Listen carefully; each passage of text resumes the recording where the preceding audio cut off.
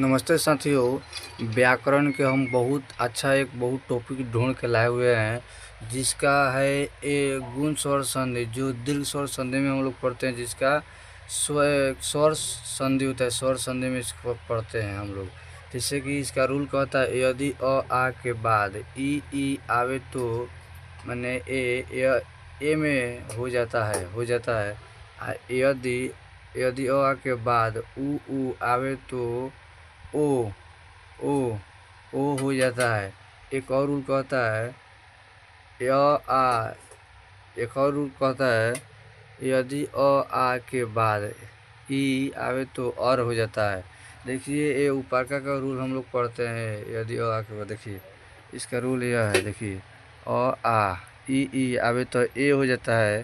और देखिए, जैसे कि इसका देखिए, जैसे कि महाजोड़ इंद्र मतलब महेंद्र, इसका संधिविच्छेद तुर कर।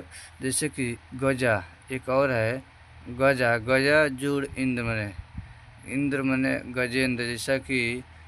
जैसे कि गण जोड़ इस मने गणेश। जैसे कि मुक जोड़ इस मने मुकेश। देव इस मने देवेश। इसका ये रूल है।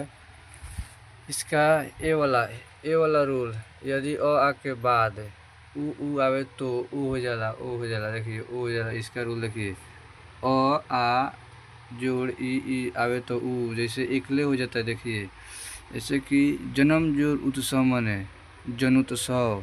जैसे कि एक और है, महाजोड़ उत्सव मने महोत्सव। एक और है, गंगा जोड़ उत्सव मने गंगोत्सव। जैसे कि सूर्य जोड़ उदय मने सूर्योदय। चंद्र जोड़ उदय मने चंद्रोदय। बाद में गंगा उर्मी मने गंगोर्मी। जैसे कि इसका एक और है, ये एक है, अ आ जोड़े री मतलब आवे तो और हो जाता है। और देखिए, और हो जाता है, ये और हो जाता है, ये और हो जाता है। जैसे कि महाजोड़ ऋषि मैंने महर्षि। जैसे कि एक और है, सप्त जोड़ ऋषि में सपर्ति। बाद में देव जोड़ ऋषि मैंने देवर्षि।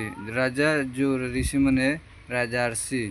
जिससे कि बने रहिएगा हमारे अगले वीडियो में देखने के लिए व्याकरण। इसके बाद में एक व्याकरण हम और के रूल पढ़ाएंगे।